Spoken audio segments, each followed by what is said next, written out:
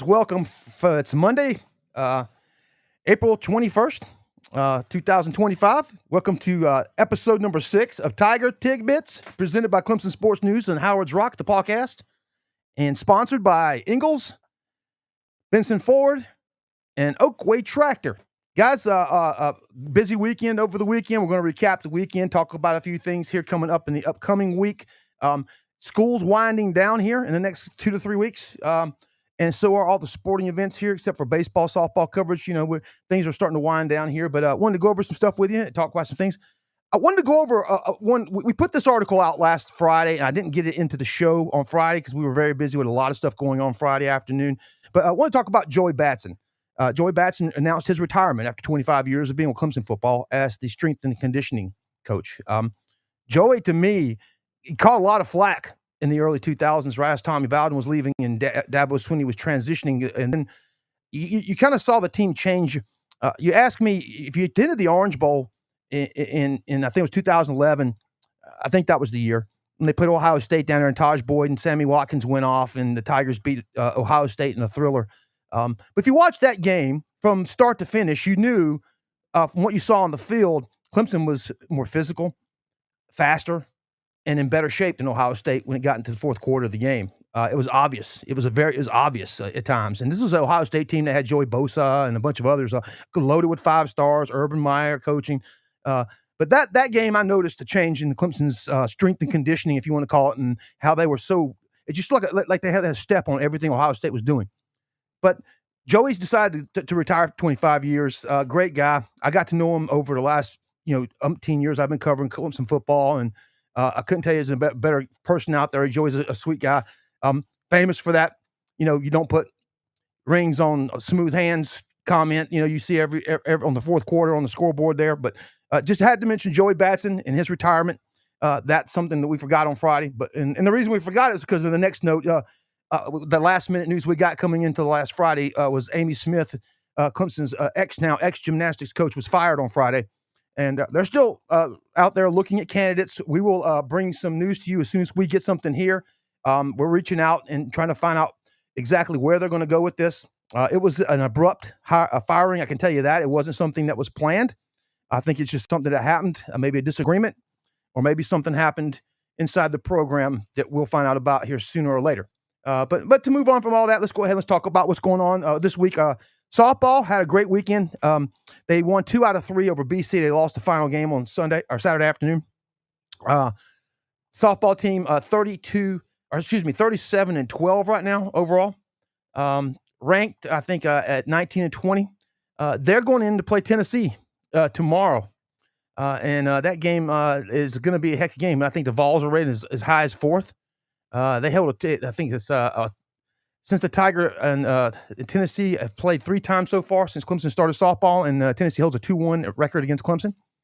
I got a really, really good looking softball game to keep your eyes peeled for coming up tomorrow night in Knoxville. Okay, basketball.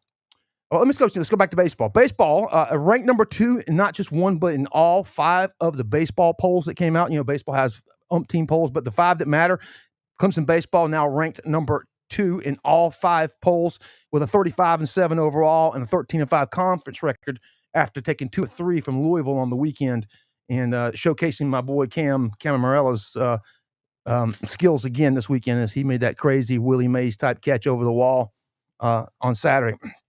But baseball doing well, softball doing well, track and field, man. Another a team that just seems to keep getting better and better. If you recall, just not even 3-4 years ago, they tried to get rid of the track and field program because of money. And a lot of outrage came in from the outside and within the school, and they kept the program alive. And man, it's starting to really blossom. The track and field went down to I think it's Gainesville, Florida this weekend at the Tom Jones Invitational, and also in the Brian Clay Invitational in Acusa, California. There were 2 different places they were at. 2 school records were set this weekend. Sophomore Gladys Shep-Injech set the new record in the 800 meters at the Tom Jones with a 1:59.58 as she ran the fastest time for a Clemson collegiate event. Another school record was set at the Byron City Invite. Freshman Sylvia Jaleglo improved on her 5,000 meter, where she already had a school record, 16 minutes and 0.93. Jaleglo set the fastest time in program history. So there you go. Two big news items coming out of track and field in the two different separate meets they were involved in this weekend. Women's basketball, another signing. We got Jakara Butler from Lawrenceville, Georgia. Jakara was on back-to-back state championship teams in Georgia. Holds the school record for the most points scored, 1,748 in her school Hebron women's basketball history. With Jakara,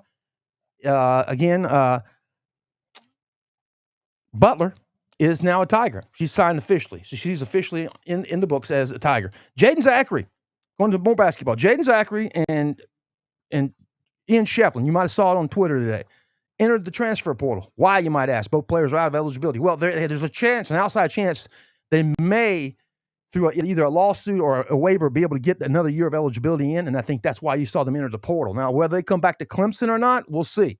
I was told this was a way to get them back to Clemson. I don't know how that's possible. You think they just stick, and say, hey, if I got eligibility, I'm going to go to Clemson. But they've obviously both entered the portal. That was as of today. We'll see how that plays out. Interesting. Lacrosse, Wednesday, 2 p.m., Charlotte versus Duke in the ACC tourney. Lacrosse, top 25 program, had a very successful end to the season. They ended the season with a defeat of Pittsburgh over the weekend, or going into the weekend. They entered the tournament, doing really well. They're going up against a really heady Duke squad. I think Duke's probably the favorite in that tournament. And ACC tournament play in lacrosse, women's lacrosse, is very competitive, and we'll see where the Tigers go. But, another busy weekend. Want to mention some of our sponsors, too, before we get out of here. We always got our title sponsors, Ingalls, Benson Ford, and the guys at Oakway Tractor, always there for us. But we've also got 47 other sponsors on ClemsonSportsNews.com and our associated social media pages. And by the way, guys, just so you know, we do from 500,000 to over 2 million a day in what you call views or impressions online every single day between our social media platforms, okay? We are out there getting looks and people seeing. So that's why sponsors are on board, okay? And that all gets over to the website and over here. But I want to mention a couple of them. Upstate Amish Furniture Gallery, that's in Seneca on 123. They're located right there as you pass Walmart on the left, as you turn into the Tractor Supply place right next to Little Caesars. It's Amish Furniture Gallery, okay? Upstate Amish Furniture Gallery. Great stuff. I mean, a great place. Tell them Clemson Sports News sent you. The Smoking Pig on the Pendleton Highway. It's Clemson's Clemson favorite. Everyone knows the Smoking Pig. 5 locations, but the main location being the Highway 76 location on your way into Clemson in Pendleton on the right there. Let Morris, the general manager, and Mr. Devers, the owner, let them know that you heard about us right here on Clemson Sports News, and tell them how much you love the Smoking Pig, because we do too.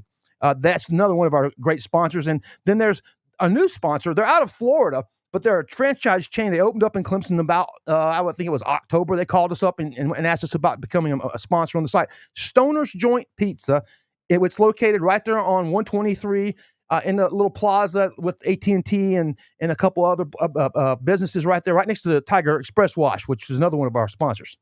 So Stoner's Joint Pizza, great stuff there. You can order them on DoorDash, online at their own website, and it's great stuff, man. They deliver, and you can pick it up right there at the store. But back to this weekend's wrap-up.